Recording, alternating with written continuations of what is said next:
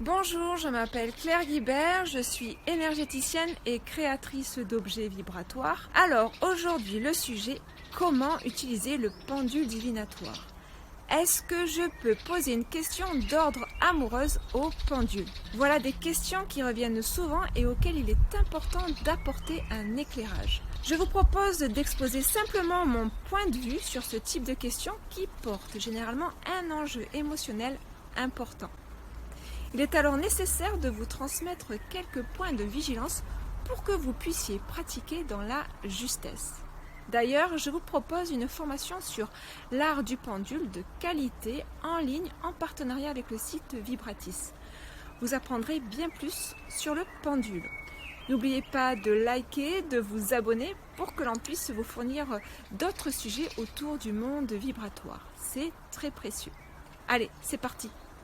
L'art du pendule, c'est laisser se manifester son intuition, son subconscient, sans être parasité par le mental qui peut perturber le champ d'énergie. Lorsqu'il y a un enjeu émotionnel, nous avons tendance à être dans l'attente ou les projections. Nous tombons alors dans l'autosuggestion, créant une distorsion du champ d'énergie qui influence le pendule. Les réponses qui ont un enjeu personnel important seront loin d'être fiables et auront tendance à nous donner les réponses que nous souhaitons. Si l'on est dans une attitude neutre et bien ancrée, la première réponse est souvent la plus fiable. Dans le doute, si vous continuez de penduler jusqu'à ce que les réponses vous conviennent, cela donne insidieusement le relais au mental et non au vibratoire. Nos réponses peuvent être illusoires et donner de faux espoirs. Veillez à ce que les protagonistes soient consentants. Durant la pratique, il est important, fondamental, que les protagonistes de la recherche soient au courant et consentants. Sans attirer les foudres de la justice divine, il semble important de vous demander intérieurement si cela vous semble juste d'interroger une personne sans son autorisation. Est-ce peut-être une curiosité mal placée ou tout simplement un besoin d'être rassuré?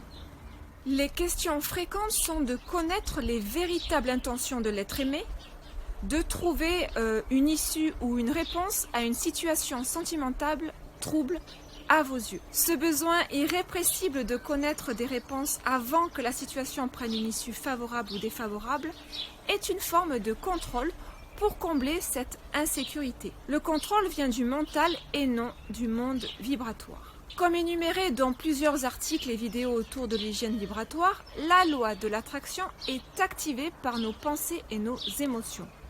Ce sont deux ingrédients puissants pour agir et créer notre réalité. La dimension affective est un bouillon émotionnel qui nous fait grandir. Cultiver sa croissance personnelle nous apprend à mieux gérer nos émotions qui sont souvent source d'évolution lorsqu'elles sont acceptées. Ainsi, lorsque nous souhaitons nous rassurer par le biais du pendule, nous sommes dans un état d'insécurité, de peur, et nous vibrons l'énergie du manque. Si nous vibrons le manque, nous favorisons une réalité reflétant le manque. L'énergie nourrit l'objet de mon attention et de mon intention. Mais alors Claire, qu'est-ce que l'amour?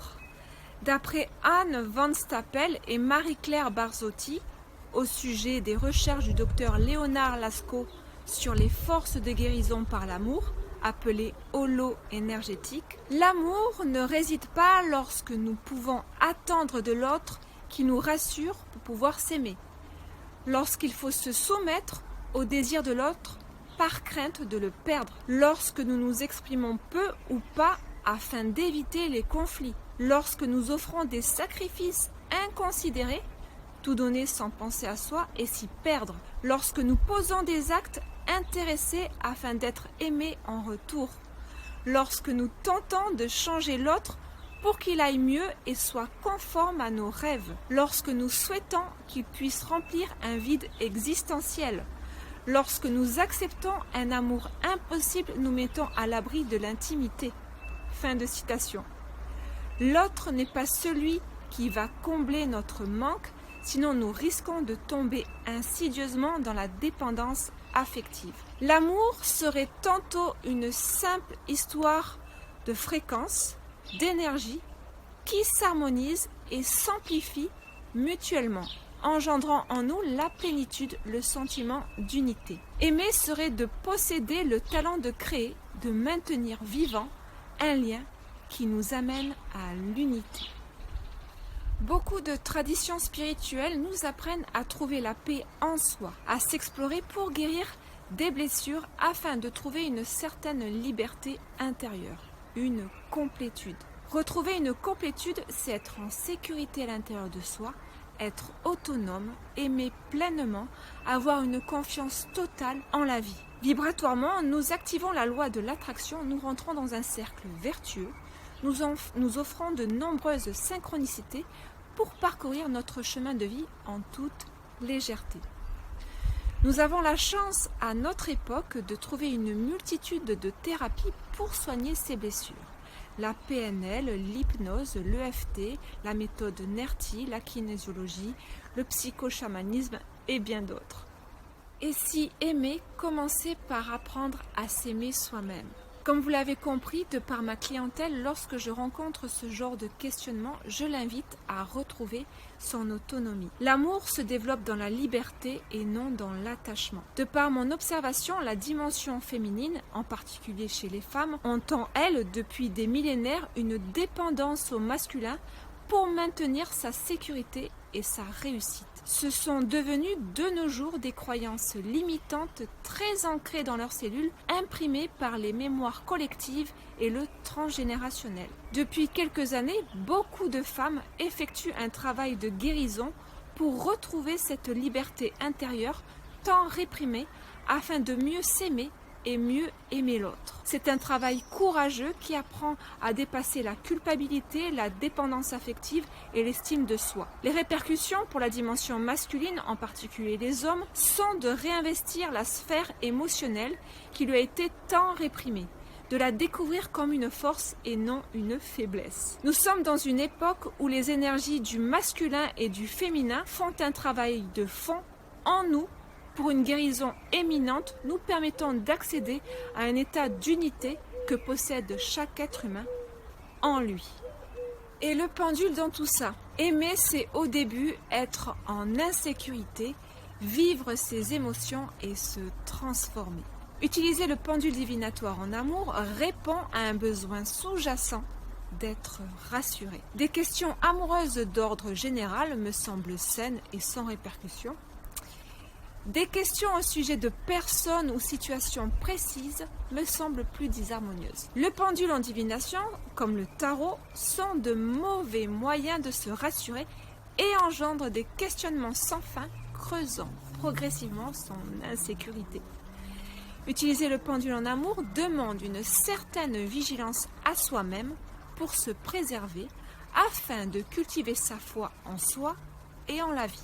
Activez donc le pouvoir de l'attraction de façon positive. Cela évite donc le risque de dépendance lorsque l'on insiste à penduler jusqu'à ce que la réponse nous convienne. Il est donc sage d'avoir foi en la vie et d'accepter les réponses du pendule en adoptant une attitude détachée.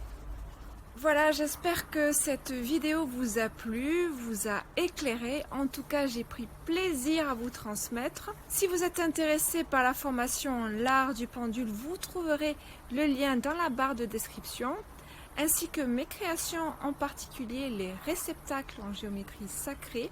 Nous avons aussi ouvert un groupe Facebook pour échanger, être conseillé et partager ses découvertes. Pratiquer le pendule est un art et ne peut être qu'enrichissant. N'hésitez pas à liker, à vous abonner, c'est très précieux et nous donne beaucoup d'entrain à vous fournir de nombreux sujets. Je vous dis à très bientôt et surtout, prenez soin de vous.